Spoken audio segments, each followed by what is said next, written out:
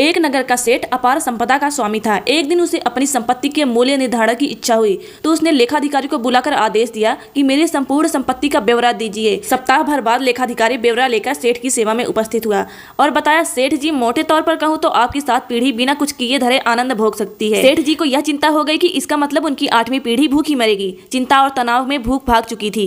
सिठानी ने उन्हें किसी संत के पास जाने का परामर्श दिया। सेठ सीधा संत समागम में जा पहुंचा और कहा कि कृपया कोई उपाय बताएं जिससे कि मेरी संपत्ति और आए और अगली पीढ़ी भूखी ना मरे। संत ने समस्या समझी और कहा, इसका हल तो बड़ा ही आसान है। बस्ती के अंतिम छोर पर एक बुढ़िया रहती है, एकदम कंगाल। उसके पास ना कोई कमाने वाला है, ना ही वह कमाने में समर्थ है। उसे मात्र आधा किलो आटा दान दे दो। अगर वह दान स्वीकार कर ले तो इतना धन उपार्जित हो जाएगा कि तुम्हारी समस्त मनोकामना पूर्ण हो जाएगी। सेठ को बड़ा आसान उपाय मिल गया। उसे सब्र कहाँ था। घर पहुंचकर सेवक के साथ कुंतल भर आटा लेकर वह बुढ़िया के झोपड़े में पहुंच गया।